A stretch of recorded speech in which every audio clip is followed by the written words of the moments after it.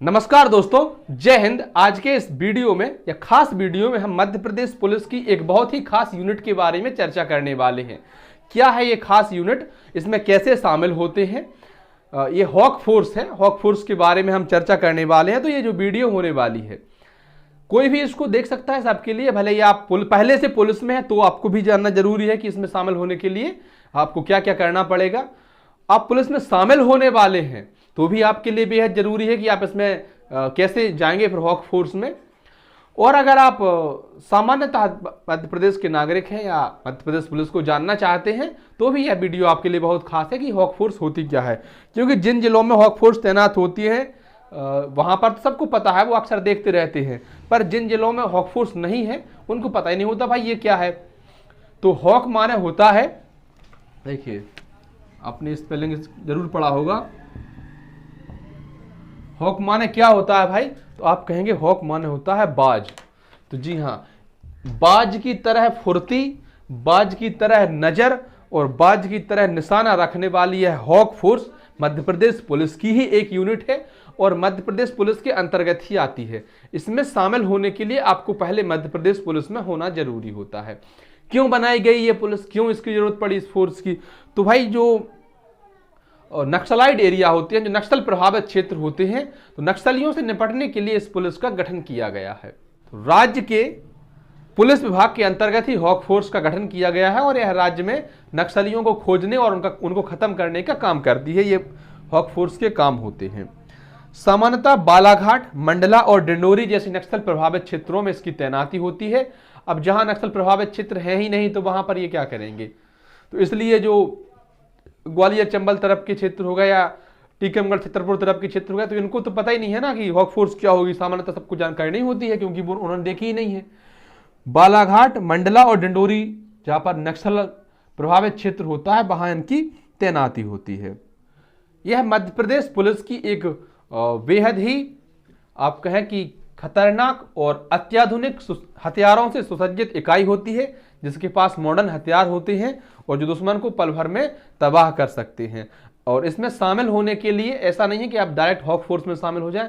इसमें शामिल होने के लिए पहले आपका एमपी पुलिस में शामिल होना जरूरी है। जो एमपी पुलिस में शामिल होते हैं वही हॉक फोर्स में शामिल हो सकते हैं। तो जो नवारक्षक आप एमपी पुलिस में शामिल होने वाले हैं, अगर आप इस वीडियो को देख रहे हैं तो आप समझ लीजिए कि इसके लिए आपको क्या करना पड़ेगा। साथ ही जो पहले से हैं एमपी पुलिस में उनको भी जान लीजिए कि क्या करना पड़ेगा। तो देखिए आपको एक चार्ट दिख रहा होगा, इसमें यह है कि हॉक फोर्स में प्रतिनियुक्ति के लिए मापदंड। आयु अधिकतम आपकी कितनी होनी चाहिए? आरक्षक को 30 वर्ष से ज्यादा का नहीं होना चाहिए। हेड कांस्टेबल या प्रधान आरक्षक को 43 वर्ष से ज्यादा का नहीं होना चाहिए। एएसआई 48 वर्ष, उप निरीक्षक 40 वर्ष और निरीक्षक या टीआई जिस कहते हैं हम तो 48 वर्ष। इससे ज्यादा आपकी एज नहीं होनी चाहिए। फिर आती है कि शारीरिक प्रवीणता या टेस्ट परीक्षा। शारीरिक प्रवीणता टेस्ट 5 विधाओं में होगी। प्रत्येक विधाओं के लिए अधिकतम 10 अंक दिए जाएंगे। अर्हता के लिए प्रत्येक विधाओं में न्यूनतम 5 अंक प्राप्त करना अनिवार्य होगा। 5 अलग अलग स्टेज होंगे जिनमें से आपको मैक्सिमम 10 नंबर मिलेंगे और कम से कम आपको 5 नंबर लाने ही है, नहीं तो आप फेल हो जाएंगे। क्या है? सबसे पहले 5 किलोमीटर की रनिंग है, पीटी ड्रेस, खाली हाथ। तो जो 30 वर्ष से कम उम्र के अभ्यर्थी हैं उनको 25 मिनट में निकालनी होगी। और जो 35 वर्ष से अधिक, माफ करिए, जो 35 वर्ष से कम उम्र के अभ्यर्थी हैं उनको 25 मिनट में निकालनी होगी। और जो 35 वर्ष से अधिक वर्ष के या 35 वर्ष की आयु पार कर चुके हैं, इससे ज्यादा एज के हैं, उनको 30 मिनट में यह दौड़ पूरी करनी होगी। और चिनअप्स भी होंगी आपकी, जो कि आपको 6 करनी होगी अगर आप 35 वर्ष से कम उम्र के हैं और 4 करनी होगी अगर आप 35 वर्ष से ज्यादा उम्र के हैं। सिटअप भी करनी होगी आपको, अगर 35 वर्ष से कम के हैं तो 40, 35 वर्ष से अधिक उम्र के हैं तो 30। पुशअप्स अगर आप 35 वर्ष से कम उम्र के हैं तो 30 और 35 वर्ष से ज्यादा उम्र के हैं तो 25। 5 मीटर शटल 1 मिनट में, तो 15 करनी होगी आपको। कितनी? अगर आप 35 वर्ष से कम के हैं और 35 वर्ष से ज्यादा के हैं तो 12। तो ये इनका फिजिकल होता है। वो बहुत कहते हैं ना कि पुलिस वालों के पेट निकले होते हैं, ये होते हैं, वो होते हैं। भाई इस यूनिट में दिख जाए तुमको कोई पेट निकला तो बताएं, हम तुमको मान जाएंगे, क्योंकि इसमें जो बिल्कुल फिटफाट होते हैं और मतलब हर प्रकार से सक्षम होते हैं वही इस फोर्स में जाते हैं। अब आती है चांदमारी परीक्षा। तो SLR, इंसास या AK-47 हथियार से फायरिंग करवाई जाएगी। फायरिंग के पूर्व जीरोइंग कराया जाएगा। जीरोइंग के बाद ही 2 स्थितियों में फायरिंग करवाई जाएगी।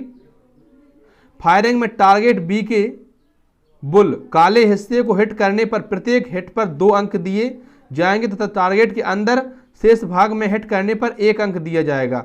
फायरिंग के दोनों पोजीशन की विधाओं में 20-20 अंक होंगे। तो भाई आपकी फायरिंग भी कराई जाएगी किससे? SLR से, इंसास या AK-47 से फायरिंग कराई जा सकती है और आपको हिट के प्रत्येक हिट के नंबर मिलेंगे। अगर आप सही से निशाना नहीं लगा पाते हैं तो फिर आप जो है शामिल नहीं हो पाएंगे, और आपके निशाने बहुत अच्छे होते हैं तो फिर आप आगे बढ़ जाएंगे। अब आती है रेंज 200 गज lying position. Figure B, target के साथ SLR, इंसास हथियार से लाइंग पोजीशन में 200 गज की रेंज से 10 राउंड फायरिंग कराई जाएगी, जिसमें न्यूनतम 8 अंक प्राप्त करना अनिवार्य होगा। और रेंज 100 गज स्टैंडिंग पोजीशन। AK-47 या इंसास राइफल से स्टैंडिंग पोजीशन में 100 गज की रेंज से 10 राउंड फायरिंग कराई जाएगी, जिसमें न्यूनतम 6 अंक प्राप्त करना अनिवार्य होगा। ये इसके लिए फिजिकल होता है। तो फिजिकल में क्या है कि आपको दौड़ना भी है, आपको पुशअप्स भी करनी, चिनअप्स भी करनी, सिटअप्स भी करनी, और फिर फायरिंग में भी आपको बेहतर करना होगा, तभी आप इसमें जो है शामिल हो पाएंगे। तो अब हम हॉक फोर्स में पदस्थापना के लाभ देखते हैं। यहां भी आपको एक चार्ट दिख रहा होगा क्या कि क्रम पूर्व पदोन्नति प्राप्त करने के अवसर, वीरता पदक प्राप्त करने के अधिक अवसर, 2 वर्ष की सेवा पूर्ण होने पर राज्य दुर्गम सेवा पदक एवं भारत सरकार का आंतरिक सुरक्षा सेवा पदक प्राप्त करने के अवसर, मध्य प्रदेश की किसी भी इकाई में आवास लेने की सुविधा, हॉक फोर्स से मूल इकाई वापसी उपरांत 3 पदस्थापना इकाई परिवर्तन, चॉइस पोस्टिंग की सुविधा। भाई मन पसंदीदा जगह नौकरी करने का मजा ही अलग होता है, तो ये भी आपको सुविधा मिल जाती है। 7 दिवस अतिरिक्त अवकाश की पात्रता। और प्रतिमाह वेतन की बात करें तो सब कोई कहता है कि भाई मध्य प्रदेश पुलिस में अन्य राज्यों की अपेक्षा वेतन कम है। जी हाँ, वास्तव में कम है, पर हॉक फोर्स में वेतन आपकी बढ़ जाती है। कैसे? इसमें क्या होता है कि मूल वेतन का 70% देय भत्ता 6वें वेतनमान के अनुसार आपको मिलता है। उदाहरण के लिए समझिए, इन्होंने उदाहरण भी दे रखा है। यदि कोई आरक्षक वर्ष 2018 में भर्ती हुआ है तथा उसे हॉक फोर्स में 2 वर्ष पूर्ण हो चुके हैं, तब मासिक वेतन विवरण, तो बेसिक DA एवं अन्य भत्ते जो होंगे उसके होंगे 21,900 प्लस 7446 और 958। इसके बाद मूल वेतन का 70%, तो ये भी लगभग 5985 आपको मिलेगा। नक्सलाइट विरोधी विशेष भत्ता ही मिलेगा 12,500 और हॉक फोर्स भत्ता 2,000। तो कुल अतिरिक्त भत्ते हो गए आपके 20,485 और जो कुल वेतन होगा वो 50,000 से ऊपर हो जाएगा। तो सोचिए आप MP पुलिस में भी आपको 50,000 वेतन मिल रही है कांस्टेबल को, तो इसमें मतलब सैलरी तो फिर बढ़ जाती है, तो ठीक है। आइए कुछ और बातें देखिए। हॉक फोर्स में प्रतिनियुक्ति हेतु इच्छुक शासकीय सेवक अपनी इकाई प्रमुख के माध्यम से सेनानी हॉक फोर्स को आवेदन पत्र प्रेषित कर सकते हैं। प्राप्त आवेदनों पर अर्हता अनुसार टेस्ट उत्तीर्ण करने वाले शासकीय सेवकों की पदस्थापना की जाएगी। हॉक फोर्स में वृहद स्तर पर भर्ती माह अक्टूबर 2022 में प्रस्तावित है।